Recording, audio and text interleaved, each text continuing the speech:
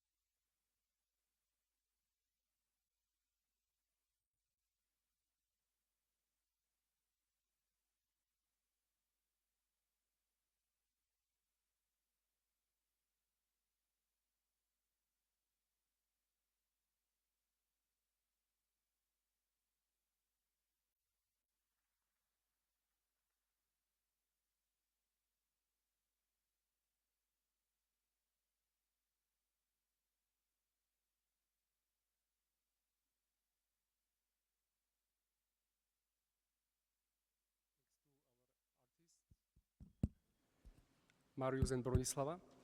And I believe that music and composition which you have heard was Bernard Andres Argu first. Was it this one?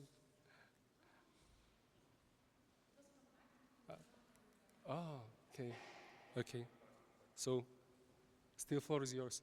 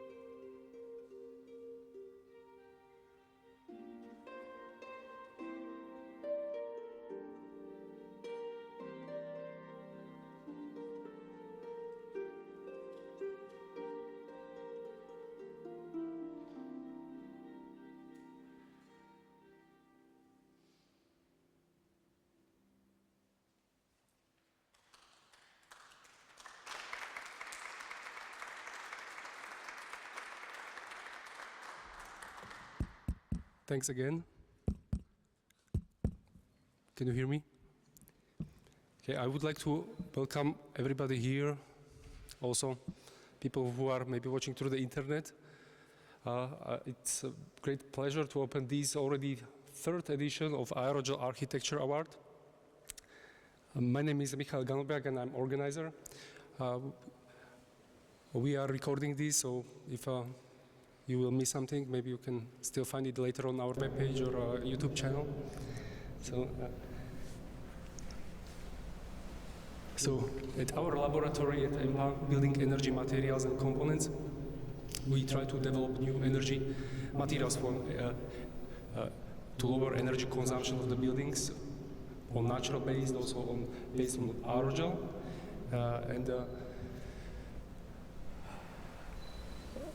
To use aerogel in buildings, it's possible to use with its extraordinary thermal insulating properties, also translucent properties. One of the results, maybe you can see also next to the foyer, there is an aerogel glass brick for those who haven't came today. But Aerogel Architecture Award, the application in buildings, that's why we established this award. And this year we opened it again internationally for two categories, real-life solution and student projects.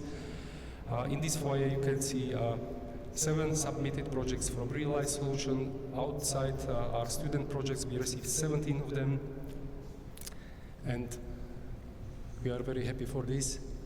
And the motive is to highlight great examples of aerogel use in buildings, also to summarize knowledge on this on use of aerogels, and therefore we believe that this award has potential to strengthen knowledge on the use of aerogel in construction. And this is only possible because of support of our partners. I would like to express my gratitude to our the platinum partners, Solarwall and Advanced Glazings, who today have not their stand here. Also our golden partner, Fixit, producer of Aerogel Render, who has a stand here. You can visit their stand and look at their materials. Another partner, golden partner, Agitech, producer and reseller of aerogel products. IBIH, producer reseller aerogel materials, especially for electric cars, and Hasid, sister company of Fixit, also reseller of Fixit 222. Now, allow me to welcome on the floor head of the, now I have to read it, the names are changing, member of Empa Directorate and head of the Lab of Energy, Materials and Environment, Bridget Buchmann, to tell us some words on mission of the Empa. Thank you very much. Thank you, Juni. Thank you very much. It's really my great pleasure to welcome here in Dübendorf for this special award ceremony of the Aerogel Architecture Award. Dübendorf is one of the 3 sites of Empa. There are 2 others, and Empa is a research institution, as we already heard, but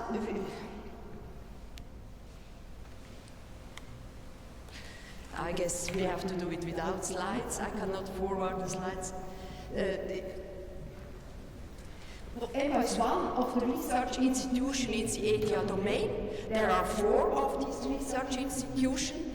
These 4 institutions together with the 2 schools you probably know, ETH Zurich and EPFL in Lausanne, all the 6 together, they are the ETH domain here in Switzerland. And our approach here in Switzerland is, at Empa, is that we, of course, we are a research institution. We are starting with research. We would like to find new solutions, we have new ideas, we have a lot of partners, we have a lot of students, but this is not enough for Empa. We always want to have later on an impact. We want to see how our results are used in reality and give an impact, a benefit to the society. Next one. Already next one. You see, no, on the left. You see on the left, on the slide before, the ideas, and the ideas then go over to an impact. And that is very nice to have you here with this award ceremony, because the way Empa is thinking, how we are acting, is absolutely the same as you have designed your awards. The 2 categories of awards, as you can see here, we have an award for students, for new ideas, which maybe are a vision, which maybe have an impact in the future, but what is even very important also for us at Empa, but also for your award scheme, that also built solutions, already realized solutions, are awarded during this ceremony. That's why I think the strategy of Empa and the strategy of your award scheme is really fitting very well together. Since we are in this building, let me give you a few words to this building. We are working, a lot of our activities are in the field of energy. And energy has in Switzerland about 1/3 is in building, and 1/3 is in mobility. Also 1/3 of the CO2 emissions and 1/3 of the are in the building sector, and 1/3 of the CO2 emissions are also in the mobility section.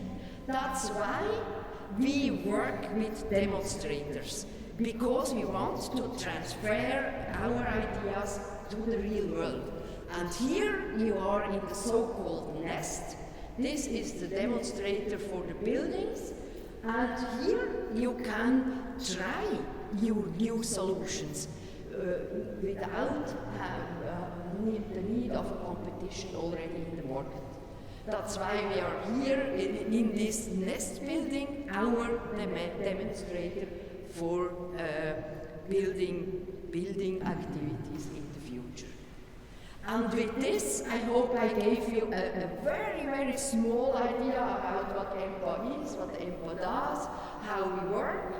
And I'm very happy to follow the project presentation in the future, and I look forward to the awardees in both of the very important categories. Thank you very much.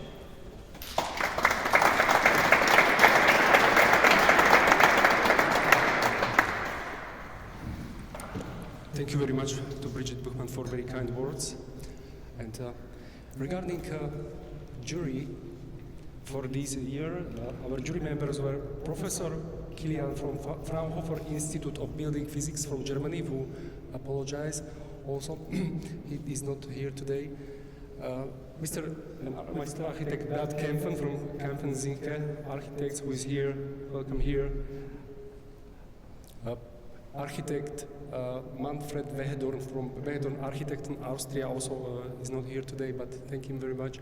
And Mr. Volker Herzog, architect from Herzog Architekten Tour Germany. I welcome him here.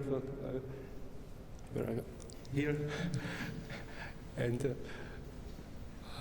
Matthias Kevel, our former head of lab, also chief editor of Aerogel Handbook, and our lab was focused also on application of Aerogel, so he had a lot of he gave to this idea a lot of energy. Yeah.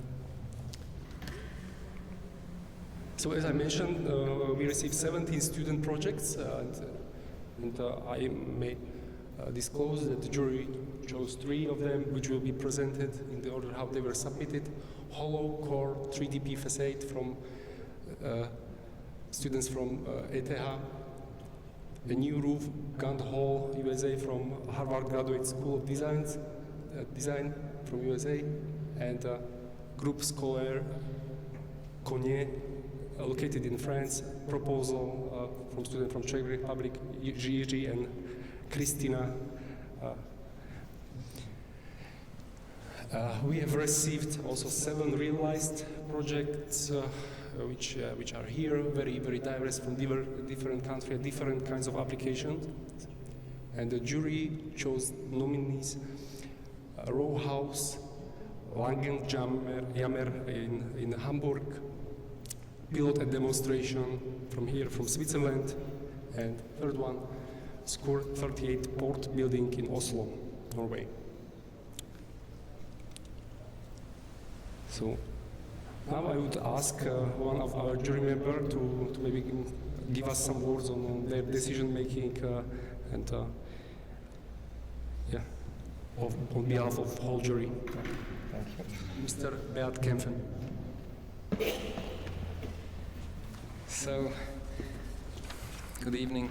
Today I could attend this Aerogel Industry Academia Forum, the last day of 3 days. And of course, I, as architect, didn't understand anything, I must say, what these researchers talked about. But still, it was very interesting about the broadness, how many themes were talked about, how many researches are done in this field. And I learned that Aerogel is a real multi-talent. It can do almost solve any problems we have in construction. So it can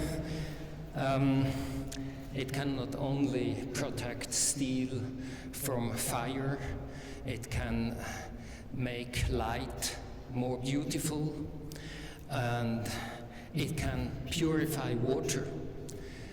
So on all these themes, our research is done, and the most simple application probably is insulation of buildings. This seems to be very trivial, and aerogel is a better insulator than all other materials we know.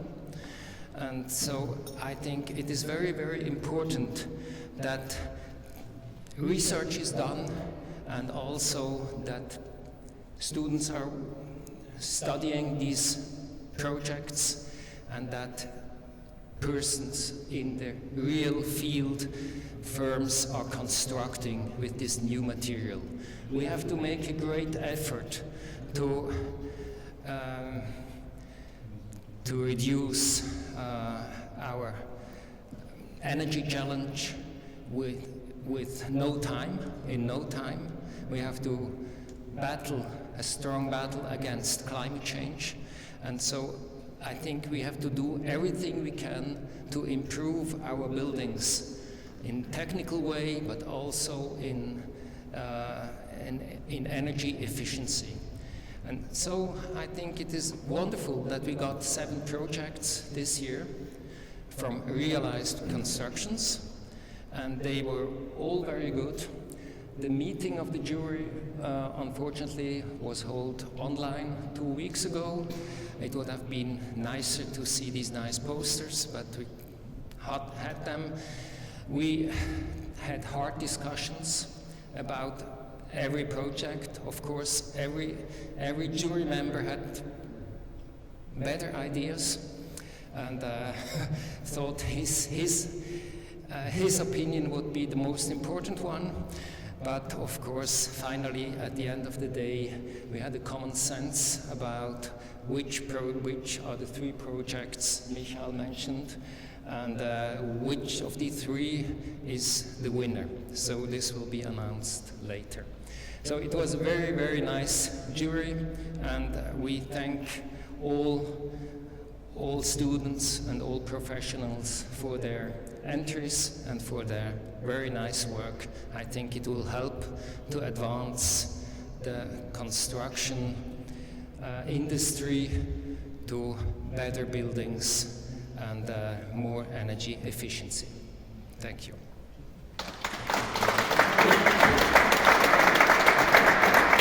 Thank you very much. Following is composition, Bernard André, August, second and third, performed by Bronislava and Marius, and after that will follow presentation of nominated projects.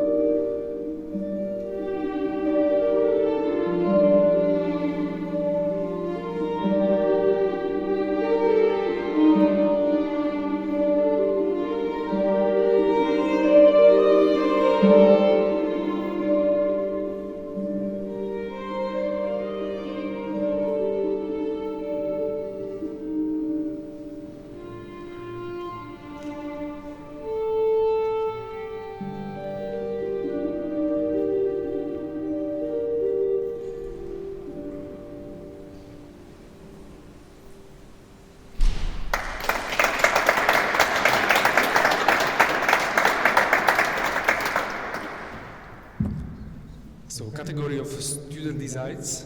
First nominated project is whole core 3DP facade NCCR DFAB from ETH Switzerland. On behalf of whole team will come present student Matthias Leszok to show us their struggles with developing of their prototype.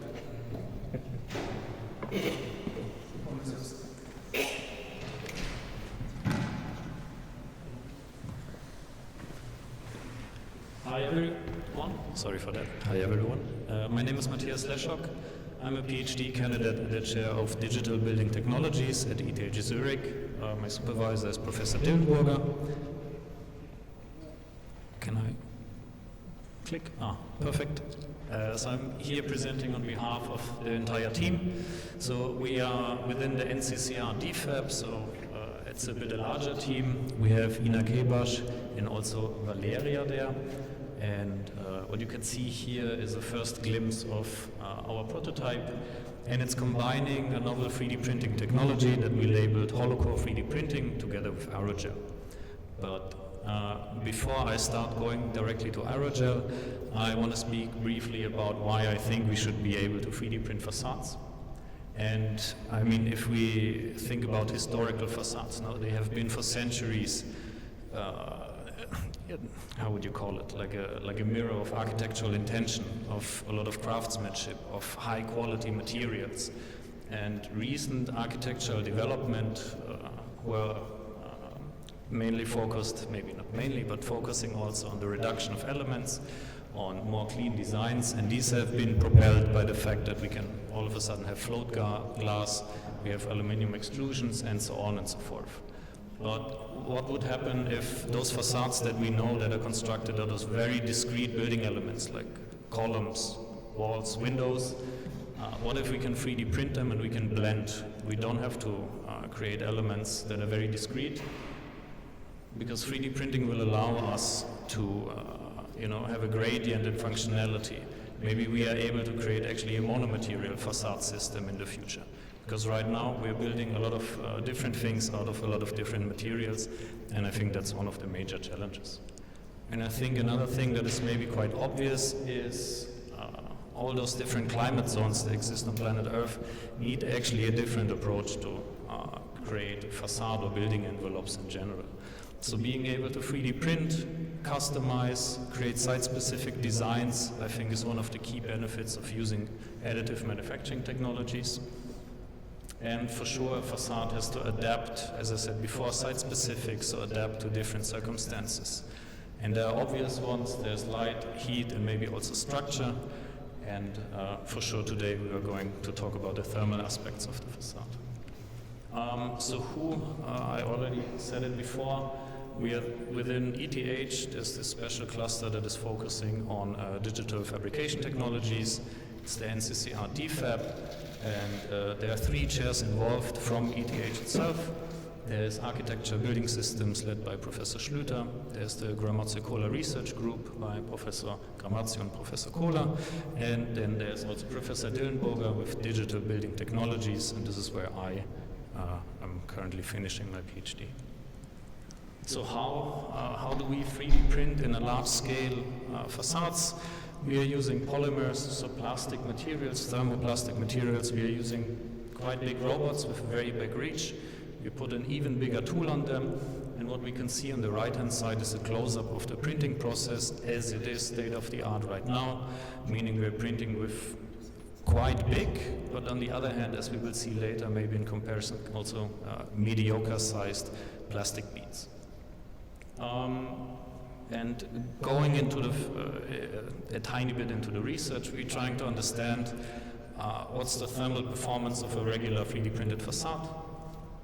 We printed samples that are 50 centimeters, 50 by 150 millimeters. They have different designs, so we created different pocket sizes. The more pockets we create with more tiny pockets, so the one on the very right-hand side from your perspective, in theory should have the best U value. So we tested those in this kind of hot box that we have at ETH, where we can create very precisely the climate indoor. We have a quite stable condition on the outside, and we can actually measure and calculate also the actual U value of our components. So, okay, we thought this is great. We have this amazing robot. It can print amazing big pieces. But then, to be honest, I mean, we can reach a U value. So the one with the most tiny pockets is creating a U value of 1.07 watts per square meter Kelvin. This is maybe not too bad as a monomaterial construction, but thinking about that this takes 50 kilos per square meter and it takes forever to print, this is maybe not the most sufficient approach for this problem. Therefore, over the last years, I've been researching something that I labeled holocore 3D printing. I'm just trying to speed up a bit. Okay, that's very dark. Let's imagine that we are all of a sudden able to print with beads that are 24 millimeter in diameter. They're empty inside, super lightweight. I can print way, way faster than I can do before. We again did a sample 50 by 50, this time because we were quite sure that the thermal performance will be better. We shrunk the sample to 7 centimeters in depth. That's how this looks like from far. And we can compare it. No? So we are having half the depth of the construction. We speed up printing time by approximately factor 10, which is pretty insane. But the U value is still suffering. No, we actually not improved the U value with what we were trying to do. And therefore, we came up with this fabulous idea of actually filling those empty large-scale 3D printed elements. And this is how I imagined it to be. I would just put the aerogel into one of those shooting pistols and I would just hit go. And it looks sexy. It didn't actually work. So we took the cheat route and we just created a lot of holes into the sample, filled it up standing and sealed those holes again. This is in theory possible with exactly the same material as it's a thermoplast. This is just a close-up to show how this looks like. And then again, we did the same test as we did before, and we could significantly improve the U value, or like the thermal resistance of our component. We are now at 0.86 by a depth of 7 centimeters. We can print all of a sudden facades that are nearly as performant as a triple glazed window with a weight of 16 kilos per square meter and a printing time of under 2 hours. And I think one of the most crucial aspects of the project is actually that this is designed to be disassemblable, no? Because we know facades have a lifespan of what, 15, 25 years, and they need to be taken off. Thermoplastics have already proven that they can handle this. So as these are not glued, mixed together, we can just basically shred the plastic, recycle it, biodegrade it, whatever we want to do with it, and reuse the aerogel for the next project. And then here it's just to indicate how the light is still shining through it. And the last thing that I want to say is my two colleagues here, as I said, Valeria and Ina were part of this project. And for sure also I want to thank Architect that were so kind to actually sponsor the aerogel that we have been using. And with that, I thank you.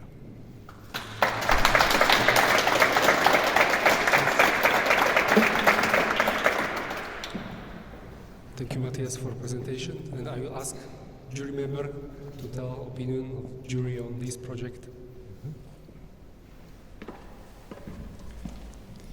Yes, Matthias, we were impressed by this idea.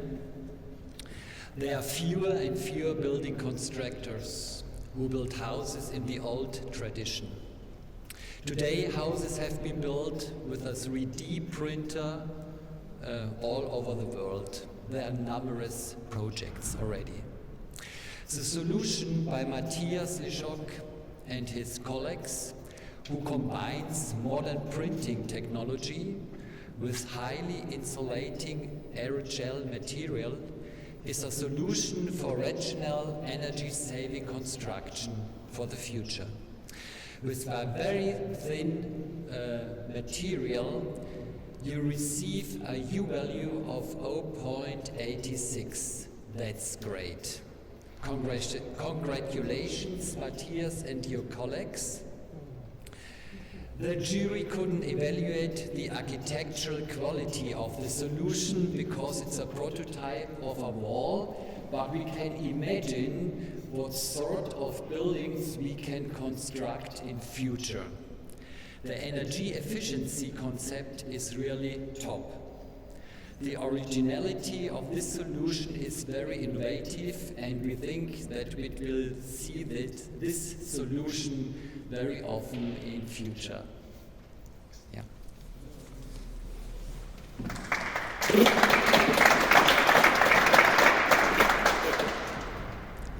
Next project is from student duo Michael Czech and Adrian Corby. I hope I pronounce it good. A new roof for Gundhal, proposal for a new roof for their university, Harvard Graduate School of Design, Cambridge, USA. Floor is yours. Thank you.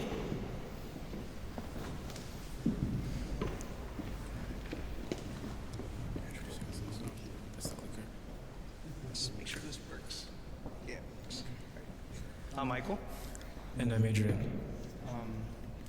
We'd first like to thank NEST Empa for the gracious invitation to present our work here today, and for sponsoring our travel. The work of other entrants at these awards is really impressive and rigorous. It makes us excited about the future of Aerogel. And we're grateful for the opportunity and hope that the presentation of our work can help advance the conversation of how we can use Aerogel to improve or even change the way we make buildings. So this before you is Gundhal. It's the long-standing home of the Harvard Graduate School of Design. It was designed by John Andrews and it opened in 1970. And it's become an icon for the university, for American architecture, as well as an inspiration to young architects and sort of the architectural canon in the US. Although the roof system allows natural light into the studio space, the glazing system is subject to frequent leaking and has damaged the building and student work since its opening. So our intervention resolves roof leakage of water and the infiltration of outside unconditioned air, while also enhancing the availability and the evenness of daylighting within and across the studio spaces. And we utilize the aerogel here as a comprehensive solution to insulation, waterproofing, and the distribution of light. So first, we reduce this roof structure to its elemental trusses. We girder a secondary arch to support a new undulating roof plane.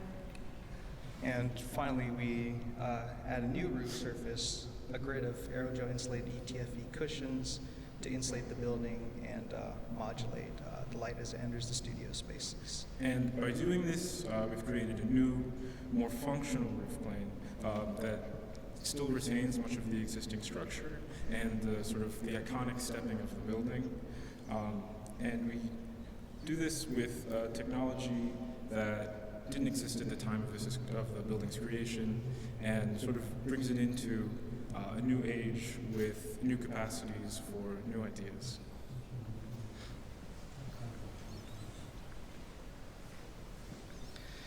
Yeah. Today, aerogel technology is seen by many in our industry as an experimental alternative to more traditional insulation techniques.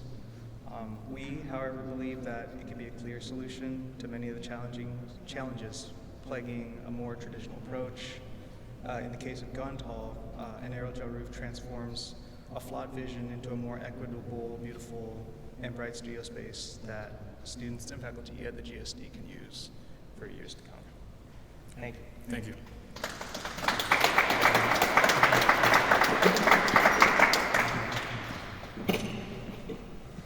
Thank you, Michael and Adrian. I will ask Matthias for a few words on this project.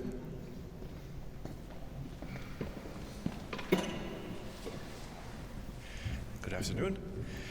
So the jury recognizes the great symbolic character of this student project, specifically if we keep in mind that there is not the same extent of awareness of energy consumption of buildings in the United States, specifically in New England. For all of those who may or may not have lived there, know that leaking windows and virtually no insulation. So both the historic significance of the building, but also actually the use of such a material being done beautifully from a design integration point of view, and again combined with the symbolic character of an institution such as Harvard, and specifically that building with a great, which is a great architectural heritage building for both the city of Boston or specifically for Cambridge. I think it's just a lovely project, and so the jury was really impressed also to have participants of such quality coming from the good old US of A, as we call it. And so, yeah, this is clearly the reason why they have been nominated to the top 3. Thank you.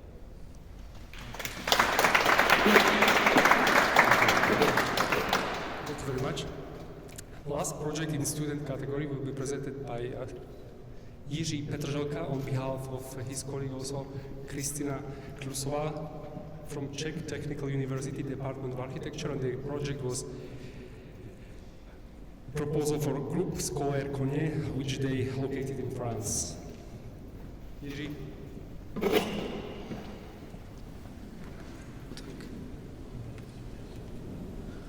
So, greeting everyone, nice to meet you here. I would like to present our student competition project. It's 2 years old project which I made with my colleague Christina. And it is only a short part of the entire project, which include 8 hectares of the city district in Saint-Denis.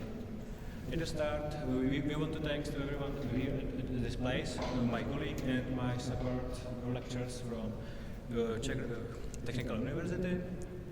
And there's a location. The project is located in the Saint-Denis, in a new development part, a new development district between a lot of brownfields and ghost lands. There is a few photos from our visit in the years 2020, and as you can see, the entire atmosphere of this place looks like really happy. So. At the start, we made, I think, a strange analysis of the entire site and entire city district, because this location was very difficult to keep. And thanks to analysis, we use our site as the bridge between city parks, and we use bike spot, which is part of the city bike network in the Paris in Saint-Denis. And there is our architecture vision. I think that our vision looks like more happy than the previous images. And at the start of our project, we made some, I say, sociological concept, which means we make some part between the people's money, cultures, and so on. And the goal of this diagram is how to keep the goals of the inclusion between integration between the people, culture, and the place. And the other important diagram is, I say, sustainability and the concept of the green urbanism. There is a lot of points and concepts, concept things which we use in our design. And there is some example of visualization of atmosphere of the city. There is some public spaces, community rooftops, and polyfunctional buildings. And in the ground floor there is community and community spaces, and in the other layers there is a link. There's a master plan with the sections through the entire site. Sorry, everyone. And there is a large park which is the main point of the entire area. And on the north there is our buildings, the Groupe Scolaire, and the 2 heritage buildings which are villa and warehouses. There's image of the public space. There is interaction between the new buildings of the group Scholar, which is education facility, and the long and the old buildings, which is heritage under heritage protection, and it's wardrobes of the old factory. There is our visualization which the designed places. We can see the villa. This is some cultural place. Group Scholar, this education place. Villa Center Proskunět is adaptation of the brownfields to the new cultural center in the city, commercial places and apartment buildings. I think that the new atmosphere looks like a little bit better. Every apartment buildings are designed as the passive house with sustainability thanks to the photovoltaic panels, and we made a lot of solutions for the construction, fire safety, and so on. There is a construction solution which includes the reinforcement concrete. Ground floor and other floors are from CLT panels, and thanks to hybrid construction, we can use biogenic carbon storage in the CLT, and our buildings are carbon footprint neutral, near to zero. One of those soluted buildings are the wardrobes, which are our Genusloci for the new buildings of the Group Scholar. As you can see, it is mixed use of some culture and cultural spaces. There's an interior and some diagram of the using of the building. And the main part of this competition is a Group Scholar, which is education facilities for the nursery and elementary schools and so on.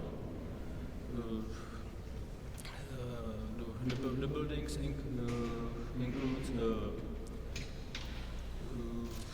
elementary school, nursery school, playful corridor, which connect every place in the building. We have a playground on the roofs, and entire roof is from the integrated photovoltaic panels. This images from the interior. On the top is elementary school, down is nursery school, and on the left there are community playgrounds for everyone in entire district. There's an example of the construction solution.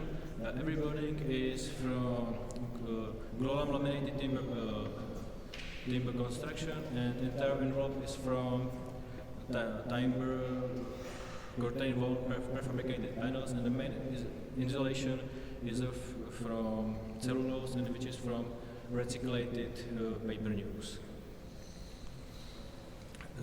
As you can see, we made a lot of solutions for the daylight analyzation, air condition, fire safety for the entire building, and one of the important is the calculation of the overheating in entire building. There is energy calculation, and after end of our project, we can see that our building is in passive house standard, and thanks to photovoltaic panels, we are through more than half of the year energy sustainable. And the main topic of this competition was using of the aerogel materials at the building. And in our project, we use a lot of wood timber construction and want to use another type of the timber insulation for the best carbon footprints. And at the project, there are a lot of details which is really good to use from in other materials, and the best way from this solution was aerogel in the windows jambs, and the main was the rooftop between elementary classes and the playful roof, because we want to make a barrier-free entry from the classrooms to the entire roof. So we use the aerogel thanks to the very good insulation and the thickness of the entire construction. Entire project includes a lot of technical construction details in the scale 1 to 10. A lot of this from the group scholar, and on the left is a complexual technical section from the apartment buildings, and every detail was calculated by some software for thermal bridges. There's an example of one of the details. We can see the glow lamp construction, curtain wall, modular prefabricated panels from the timber, and insulation, and the using of the aerogel is as a main insulation material of the rooftop.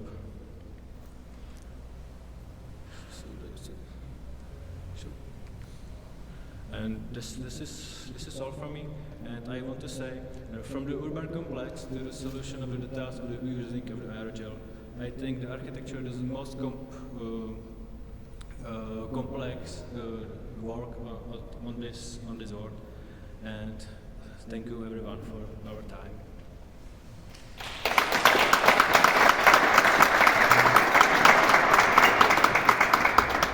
Thank you, Jiri, and I will ask architect Beat Kempfen to give his remark on the project.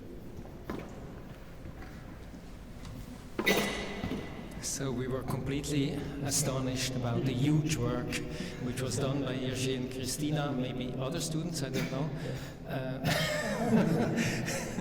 It seems enormous, the work you have done, and the jury was impressed by the human scale and the livability of the school. It will be a school I would like to have been able to go to, or I could have sent my children to it, or I could send now my grandchildren to this school. They would all have a wonderful experience. And yeah, it is. We were deeply impressed by the work, going through all the scales, often architectural design, and this compressed on one poster. You showed us now much more, and it is how you separated the structural elements from the facade, how you looked at details, even energy balances and so on, is really impressive. So congratulations to this very holistic design process, and also to the excellent presentation. Thank you.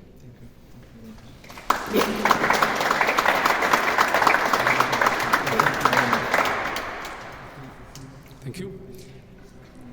First nominated project in the category of built a real-life solution will be a row house, Lange Diamer, in Hamburg, Germany. And on behalf of Studio Stürmer, Murphy and Partners will come to present architect Kristen Furman. Welcome to introduce your project.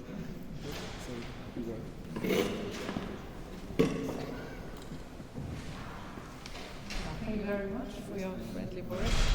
And I'm really happy to be here and to present our project Lange Jammer in Hamburg-Barmbek.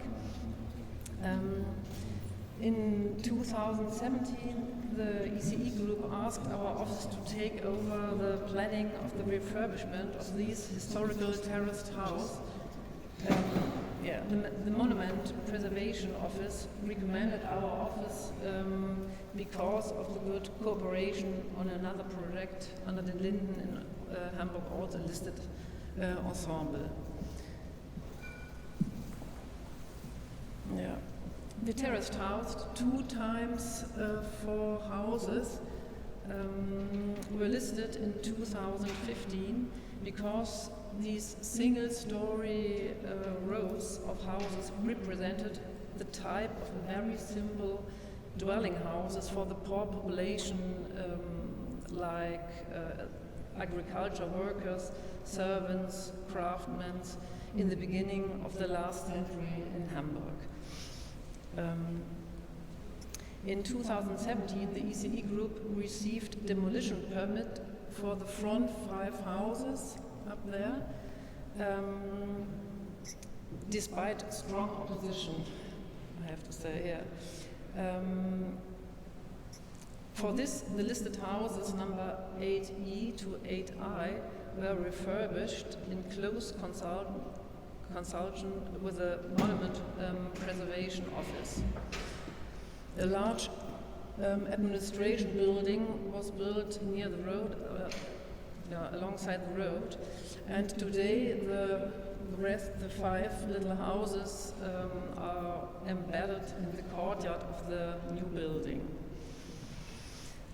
The listed houses were built in 1904 by mason master Gustav Gruppe. They were built in a simple way, a simple design with little ornaments. The small 4-room houses with 40 square meters each had no electricity, no running water, but each had a small courtyard in the back with a privy and a stable, and a large garden for self-supply opposite the entrance of the house on this side. The fountain was located between the 2 rows of houses. The floor plan consists of 4 rooms, 1 hall, 1 living room, 1 bedroom, and a kitchen with a steep staircase to the attic.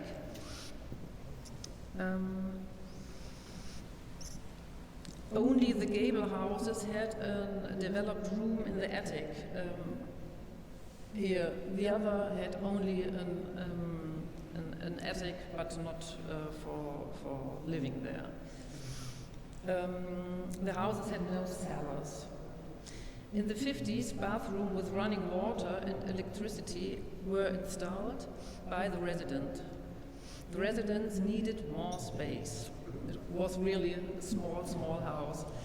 The attics were converted and sheds built in the courtyard. But the residential told that for generations they lived there happily, despite the simplicity, in a good community, and some families with up to 9 people in this little house. The houses were inhabited until 2017. Dampness and cold were a big problem for the people, but also for the construction.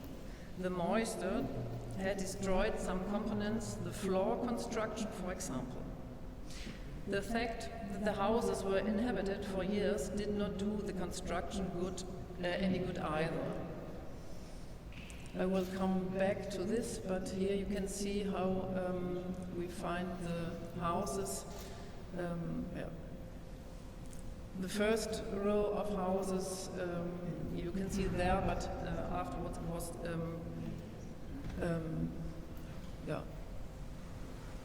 demolition. That's the back side. And here you can see the vandalism.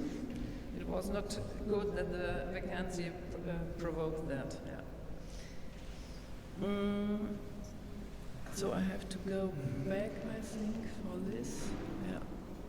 The former residential building were put to a new use as office with meeting rooms in one house, parent-child office in 2 types, and changing rooms for the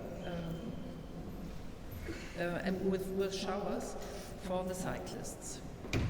And it is used for from the employees of the new building near the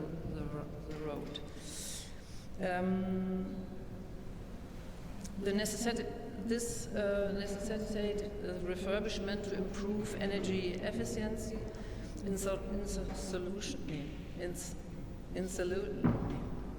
Insulation should achieve the minimum thermal protection.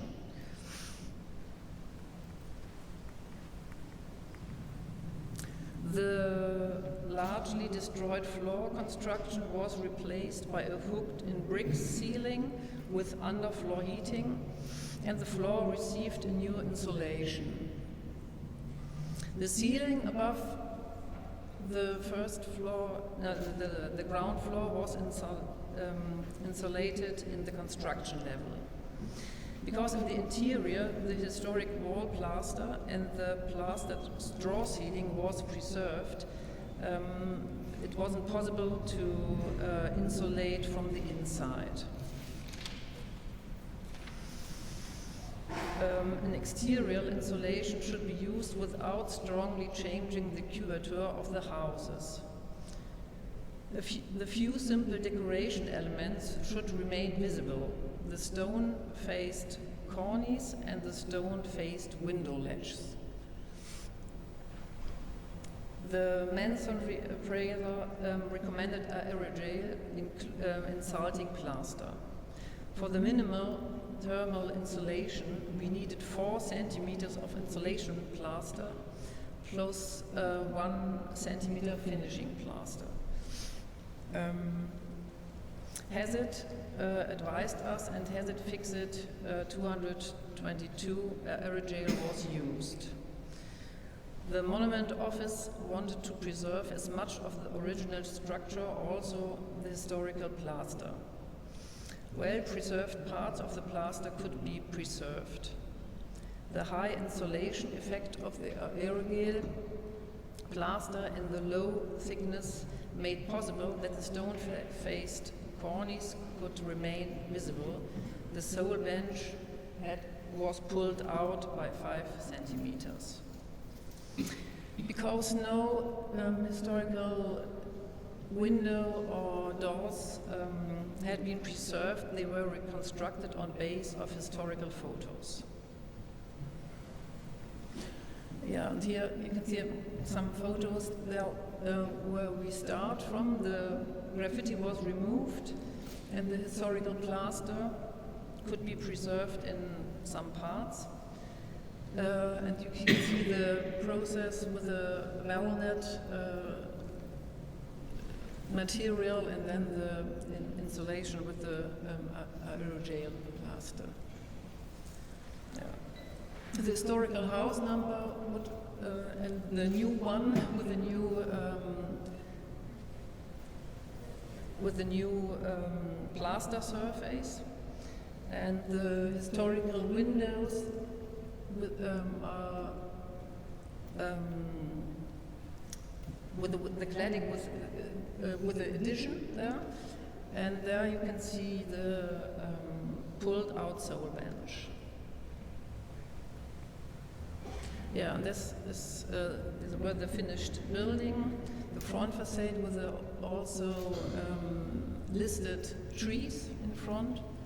That's the back facade. And here you can see the houses are embedded in the courtyard of the new building. In the inside of the house number 8I, it was equipped with a kind of a museum with historic elements, including those from the demolished building in front. Translocated elements like the wooden floorboards, staircase, the inside doors, the window cladding and the skirting boards. The rooms were painted according to the historical colors with glue-based distemper. Yeah, and today you can visit this piece of historical of rural Barmbek, and the house is once a time in the year open for the Monument Day. So when you want to come to Hamburg, be invited to have a look at it. Thank you very much.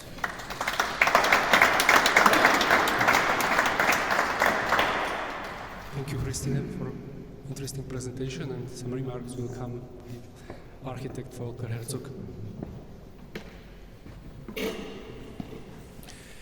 Yes, the simple architecture is timeless. You said already it's about 120 years old. And with only 4 centimeter aerogel insulating plaster, you could bring this building up to a contemporary energy standard. The jury is said that the preservation of this appearance in case of the cultural heritage is top. Also, the architectural quality of this solution. Because here we have, like with all other monuments, a lot of gray energy. And when we can use this energy, and when we can bring this gray energy with only 4 centimeters new plaster to a contemporary energy standard, this is really great.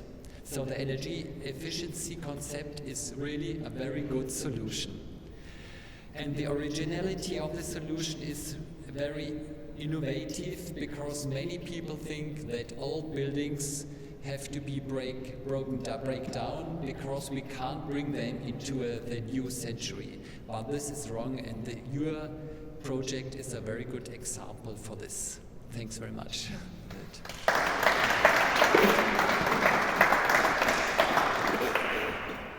Thank you very much. And I will ask authors of NEST pilot and demonstration project from Ausstrasse Mile in Switzerland, from Studio Dietrich Schwarz and Architekten, and personally, architect Dietrich Schwarz will present and introduce this project.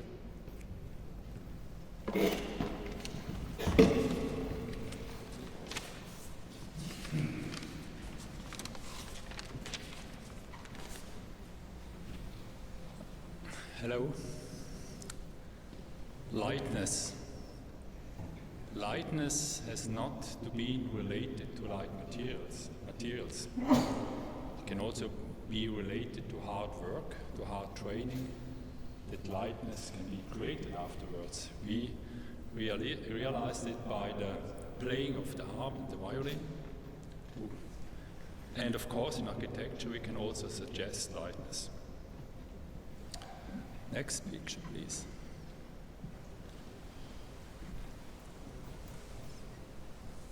I ask me as an architect who is now working for more than 30 years in the field of energy efficiency, is it possible to capture the modernity of the 20th century and at the same time meet the challenges of the 21st century? Or are these two needs that contradict each other, or are they two dimensions of the history of civilization that complement each other? This house tried to bridge this gap in between by the topic of pairs as open and closed, light and heavy, free and secure, spacious and compact. It's based on physical principes. We hear the name passive house many times today, principle of passive house. In this case, the element of the windows with vacuum glass, U value 0.34. Also that was part of this demonstration project. And of course, the tight and good envelope with the wooden and aerogel package.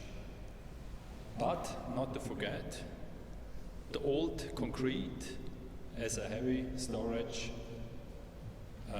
for the thermal capacity. We look to some different pictures. Here you may ask, so much window, where's then the envelope? With the aerogel. Next picture. We have also closed walls, backside, wooden sandwich walls with only 16 centimeters of width to create a passive house standard. So it's also again the question, aerogel, typical question, can we do such walls thinner? Next picture. From outside, 2 pictures. From backside, a more alpine quality done by this wooden construction. And the southern side, who is much more a pavilion with open windows, freedom physically with solar gates. So we walked through the house together. Next. We start in the lowest floor. It's not the entrance floor, it's a second entrance for a separate apartment in this multi-family house. You can enter from outside to the open space. You see different stairs. I can only say about this, it takes too much time. It's about a structured stories by the main stair here in 2 halves of the height, and you can imagine that the wide stairs half the half to 1/4, and with this 70 centimeter steps you generate this feeling of lightness, a suggestion of flying through space because the stair moves softly downwards. Next, we come up to the main floor with the main entrance from back side. I don't see the red point, but okay. And with the entrance vestibule, then with a 70 centimeter step up, going up to the air, to the space, to the view. Next and last, and of course, also the roof. Floor, who is related to the terrace, and you may ask why not all rooms, because they are separate by this half-story steps, and the back side, if you count them, is 3-story high and the front side is 2-story high. Why all this? It has a very complex topography in 2 dimensions with slope. Next. Yeah, I make it here short. Aerogel, why Aerogel? Why this test, why this pilot and demonstration project? You can imagine one of the first thing is do things tighter by better lambda values. But then it comes, how can you reuse that? It was not the first building, the second of this with this material, the big scale. How can we do it more efficient in production? So it came to this wooden sandwich construction, who is the core of the wooden outer wall of passive house quality. But nobody said today it's very expensive, this aerogel. It costs a lot. I guess 3,000 francs a cubic meter aerogel. So it's expensive. But it works, and this was part of the economic part of this research, by which price of ground does it work? For people who doesn't live in Switzerland, you would say it will never work, but in Zurich, we believe or not, ground floor is, and it's not about ground, sorry, about salt floor, how we say, floor, salt floor, yeah. It's in Zurich close by 20,000 francs what you sell the floor, or in the area of Zurich. So the 9,000 francs, what we realized, is probably the bench, what we have, what we need, that aerogel counts economically, is in Zurich very widely given. Next. Well, you say do it short. It's not about the physics lesson today, but you shrink the thickness half to a rock wool wall with passive houses normally 30 to 35, 40 centimeters, depends the house compactness. It halves, it shrinks the half. And it needs, of course, also ventilation. It's also a question about the humidity values through the wall. Next. I don't want to end up with the building physics. I want to end up with the initial question, can we bridge the gap of the idea of lightness, of modernity, to our time? Then I have to say, it comes by side the dimension of space and light were the core values of modernity. It comes more and more the materiality and mass of products to the architecture too. For ecological reasons, but also for sensual reasons. We as humans are body too, matter. All our senses are able to react and to take with our sensoric the properties of matter, by sound, by view. So the matter is a very important part. And at the end, it's all about next picture. It's all about bringing material together by joints, by construction, to generate, in best case, a constructive ornament. We see, of course, also this very slim construction by this aerogel panel, but also the shading system who create then also structural elements. Next. Yes, and so I look forward to the challenges of our time by architecture. Thank you.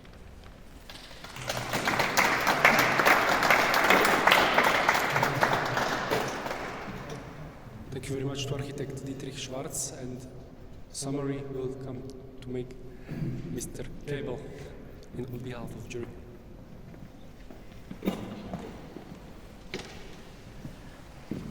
So, yeah, I'd like to start with a slight short historic overview of the pioneering role of Switzerland in architecture, and it's very nice to see that we have again a member of the winning candidates in the realized projects section coming from Switzerland. And I think it is also not without merit that Switzerland is taking a special role in the integration of aerogel materials into architecture. And I guess this has started a long time ago, and we need really two main, I guess, contributors or actors in this. Namely, we need the architects like Dieter Schwarz and Beat Kempfen, but of course we also need, or what was also helping is of course to have Empa as an institution which is acting more like a technology bridge, which deals with aspects like certification and things like that. And I think I cannot stress enough the importance or the relevance of Switzerland here, that this lighthouse or this pioneering character that Switzerland plays in this sense. Also, of course, you mentioned it also, Dieter, linked to the economic strength of Switzerland and the price index, and the fact that, you know, this is still very expensive as an initial material, but it's a solution that people can afford in some ways. And we have seen a lot of projects realized, and also Empa has taken the Laboratory for Building Energy Materials and Components that Wim is now leading, has also taken a pioneering role in accompanying these projects and documenting, and you know, also being a public promoter, let's say, of such a technology of aerogels. And then, of course, we say, what is the main challenge from an architectural point of view? Which problems do we really have to solve? And aerogel has always primarily received a lot of attention for its use in retrofitting, because it's a material that you can use as a substitute of, it's a mineral-based material, and you're not restricted by its use in heritage-protected retrofitting projects. But even the more important, if we think about trends of society going towards urbanization and densification in the inner city, I guess what should not be forgotten is new builds and new construction, and there obviously lightness and compactness of specifically modular construction, prefabricated construction is something that is very, very important. And these solutions also need to be pioneered and developed, and they shall not be forgotten or ignored. And we have also had a similar larger pioneering project in Zurich, the Holstrasse 100, where it's basically a skeletal construction, and we then have these prefabricated ultra-slim elements. And so coming now to this project and to the jury, I'm trying to close the circle. So what the jury likes about this project specifically is the maybe the next step of simplifying not only the construction processes, the use of modern materials like high-performance glazing, wood, but also the integration aspects specifically into the built masterpiece, as we call it that, with amazing, stunning looks, and also obviously thermal performance figures. It's a Minergie A certified building, I understand, and so the jury recognizes the value of the symbolic character also of developing new modular solutions, which will find widespread use also in densified and inner city urban construction. And I think that was also the key reason why this project has been ranked highly and made it to the top 3. So thank you very much for your attention.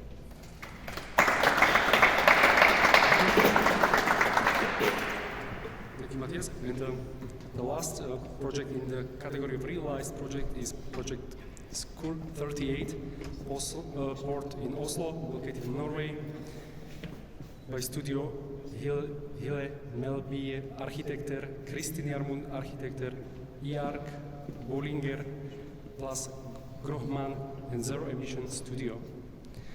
And on behalf of the team, architect Michael Lomertz will come, and I believe also Erling Jansen from constructor.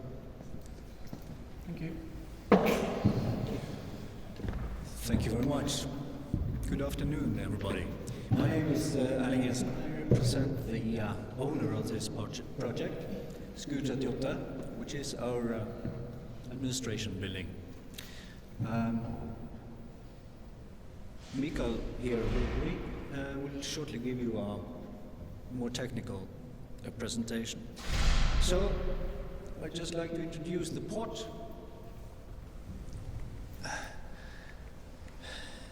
This is the port of Oslo.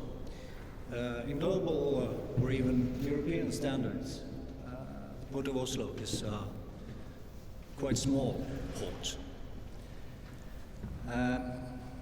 However, this doesn't prevent us from having big dreams or even bigger goals. One of them you see here, and that is to become the world's most efficient and environmental friendly suburban port. Quite a goal, don't you think?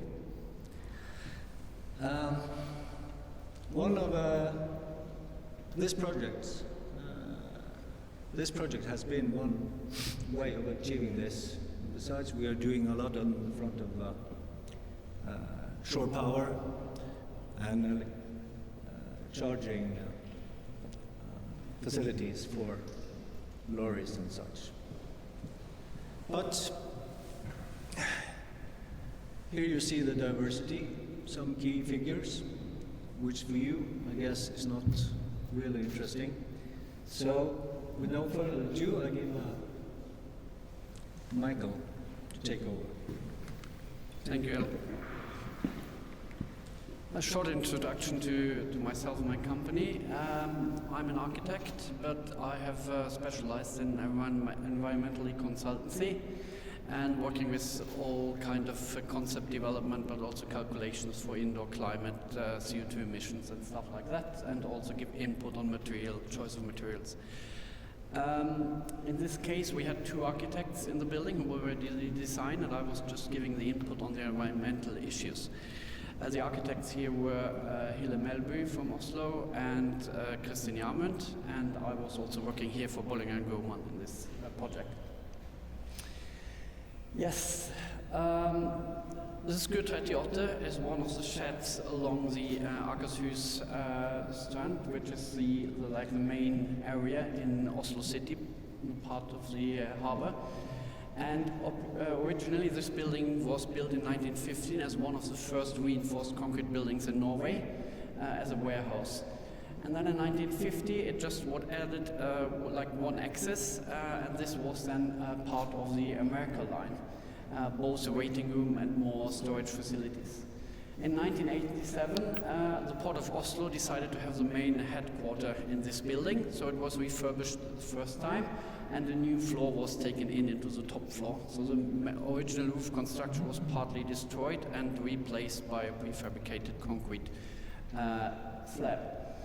And then, of course, in 2022 or 2019, when we started the project, this building was really ready for a new refurbishment because it was not fulfilling today's standards on environmental issues and especially energy efficiency. So we had a complete refurbishment, and I have to say and thank the Port of Oslo especially, but also everybody involved in the project, that we achieved quite a lot of issues here. Usually when you come into a project as an environmental consultant, you have a lot of wishes, a lot of ideas, but like 50% of this is realized. But in this case, I would say almost 100% of everything we suggested was realized. And this was to a new combination of consultancy and clients. This is some pictures from the inside, especially interesting those details here about the wooden walls. This is reused elements because one of the issues we looked into were keeping a lot of the existing structure and elements, and we also took in elements from other demolished buildings. So reducing CO2 emissions not only by highly energy efficiency and keeping the main structure, but also the new elements should have the lowest possible CO2 emissions. And here's just a listing of what we did. Of course, the main issue was to reduce energy consumptions. We used the Aerogel Fix-It product. We had, of course, new windows, the new technical facilities. We looked into a new first floor, which was then re-insulated by super experts. And yeah, we of course got also funding for doing that. Then we looked into certification. It was a BREEAM Excellent building. We became a Future Build project. Future Build is a Norwegian pilot scheme for especially ambitious projects which reduce CO2 emissions by 50% or more.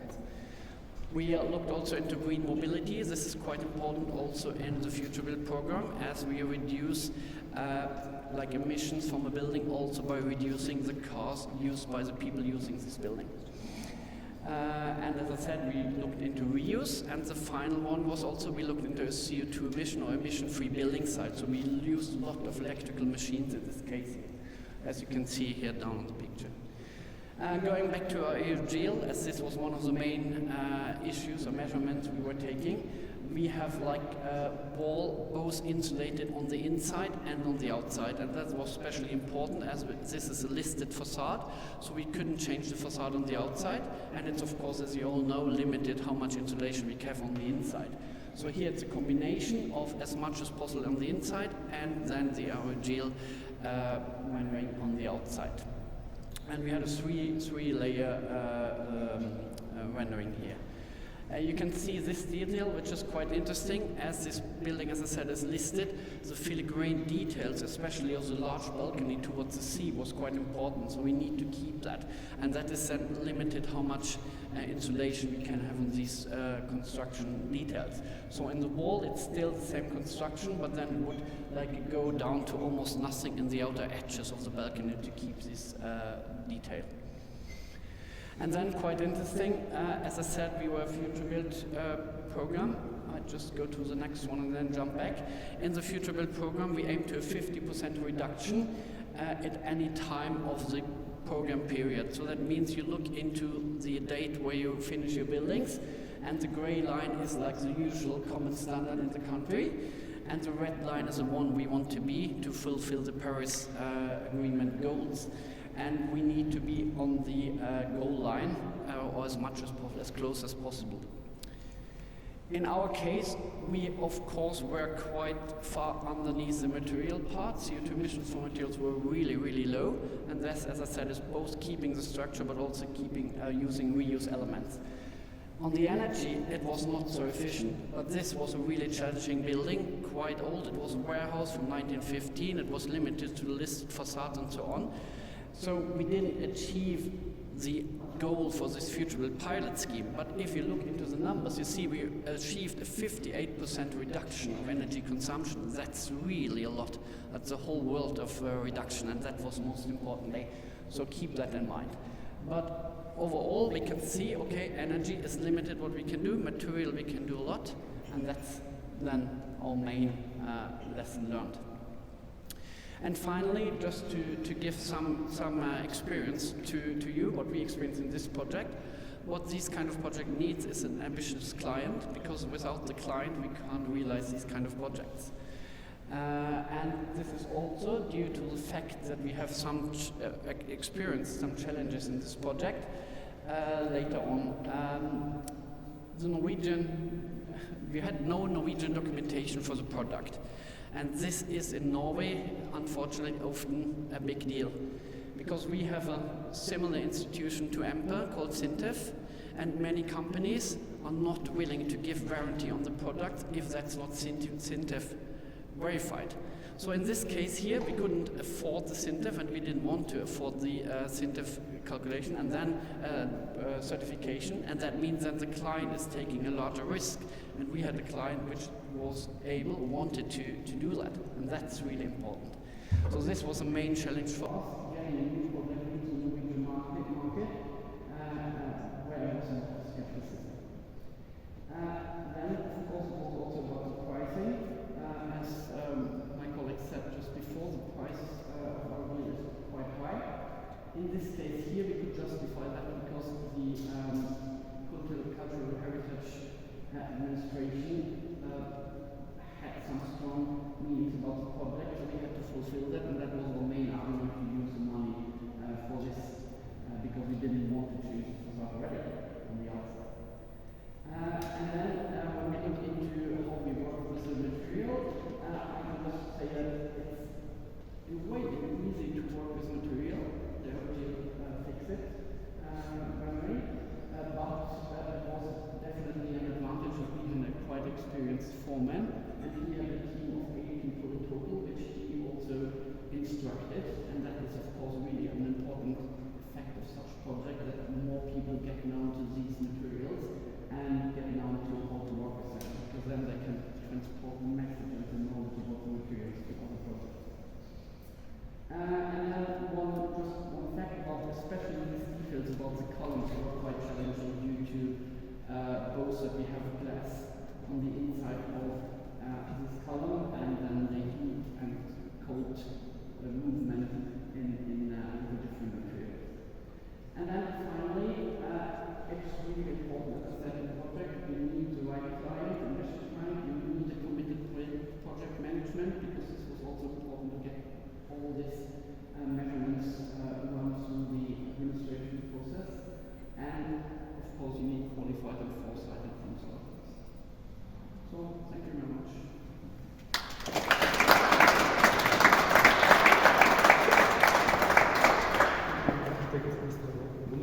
Architect Bart Kempfen gives comments of the jury. So, renovating historic buildings, monuments, has a lot to do with finding the right compromises. And we estimated especially that you renovated this building from 1915, which we read it was one of the first reinforced concrete building in Norway. So it's really an historic monument for a whole period of time, for 100 years. And that you restored that, and you didn't deny renovations of 1920, of 1950s, but you accepted them and you just transformed the building further. And actually, the jury also checked historic photographs to look whether everything is true you pretended. And it is true. So it was a very nice building in the 1920s, and I think you find really a lot of very good compromises so that this building can live for another 100 years. Congratulations.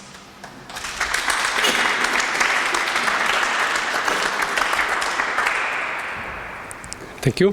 Following a short composition by Bernard André performed by Bronislava and Marius.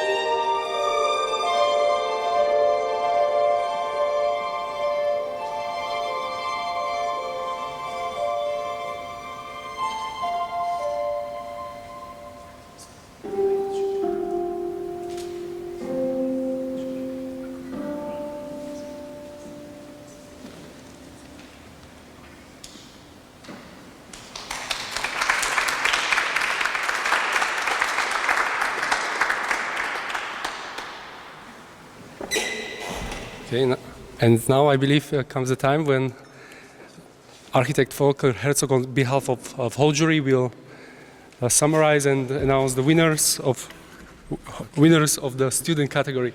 Yes.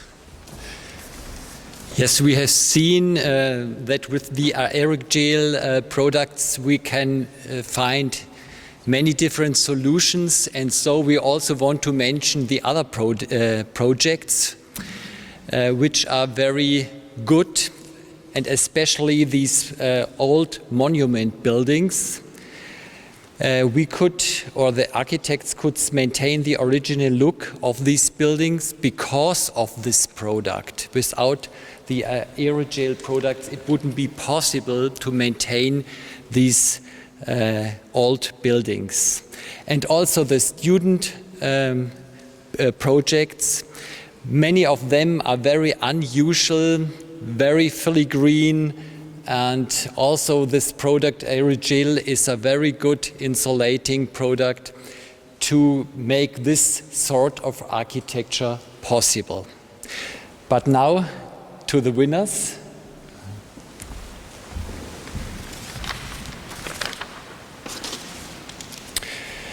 On the third place, we have the hollow core 3D printing facade.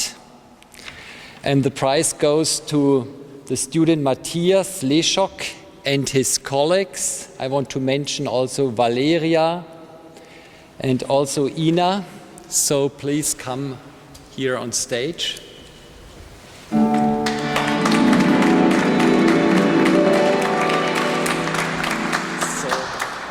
Congratulations. Thank you so much. Alles Gute für der dritte Platz. Gehen vielleicht in die Mitte. Congratulations. Thank you so much.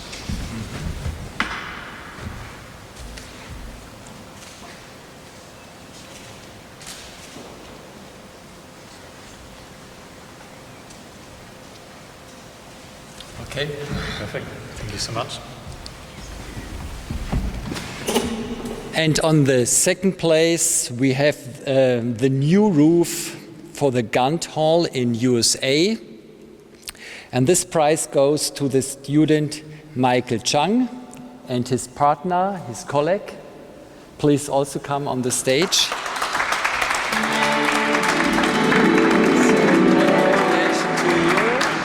Congratulations to you. Congratulations, Michael. Congratulations. So perhaps we'll go, in the middle, more into the front. Second, yes. Right, So we fit.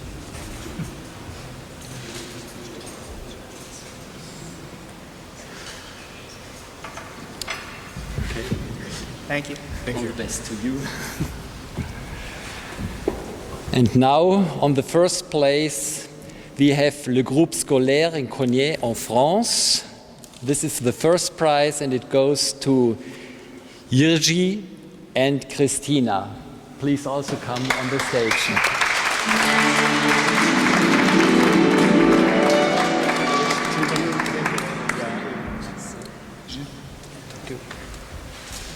Congratulations. Maybe even professor, if you want to join. Also want to come? First. Pepadu, stay with us. Come on. Just also we keep it together. Supervisor, Professor Small. Schönen Dank.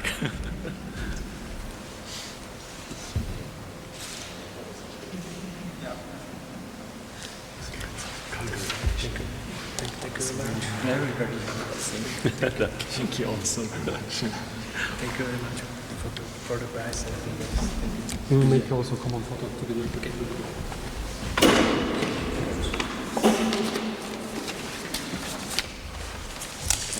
The next one is.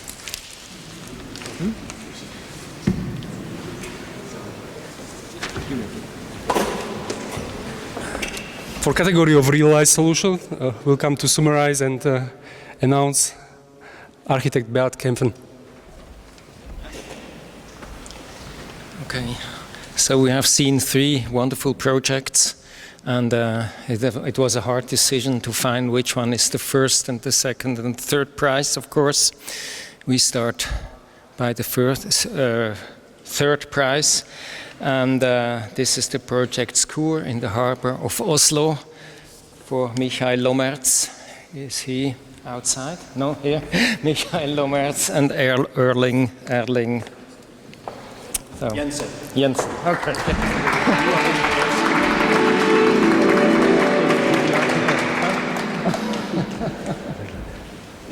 Congratulations. Thank you very much. Congratulations.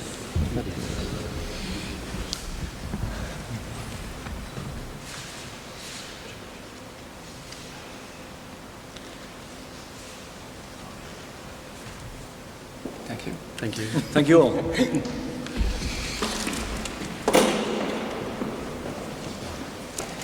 Then we have the second prize. Second prize goes to Hamburg for the Langen Jammer by architect Christine Fuhrmann. Is this right? No? Ah, okay, sorry. By Stürmer, Murphy and Partner. Okay.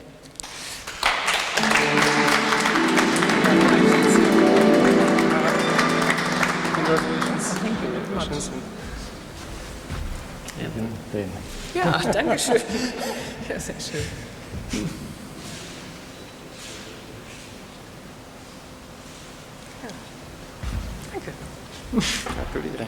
And so we have only one prize to give, and this one prize goes to Switzerland. Meilen, I hope everybody is happy with it. Matthias made a long discussion that Switzerland is leading in aerogel and energy efficiency, and so this is not really a surprise for the innovation to Dieter Schwarz and his office.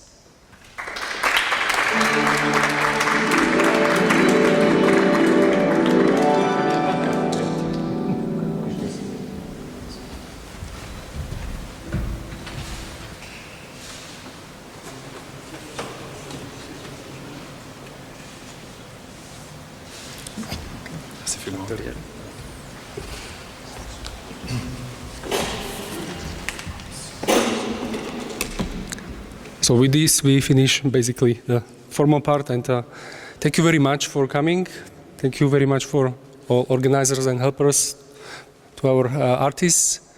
And following will be common photo and then the tours. So thank you very much.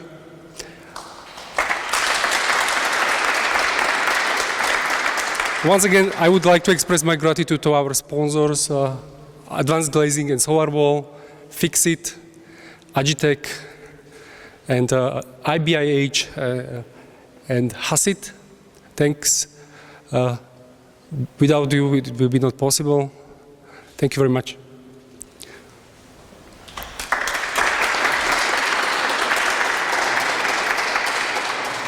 Following will be music from Bernard André, Algue, 5-6, Ed Sheeran, Perfect, and Jeremiah Clark, Chacon.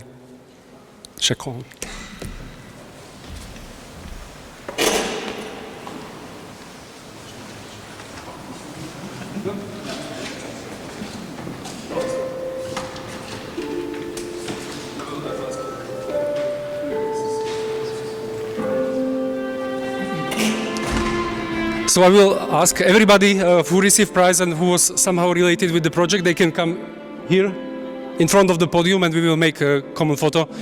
Even Bridget.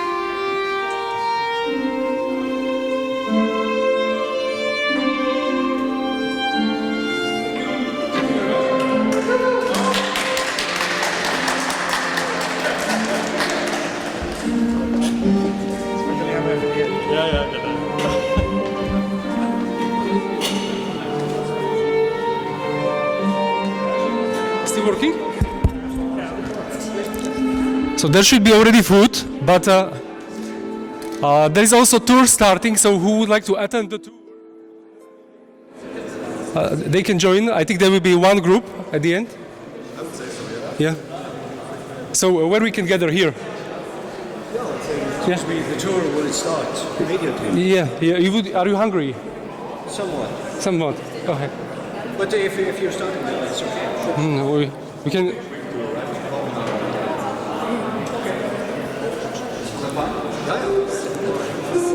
So 3 minutes? Yeah, I bring that to my office. Okay. So in 3 minutes we will have a quick tour through the building.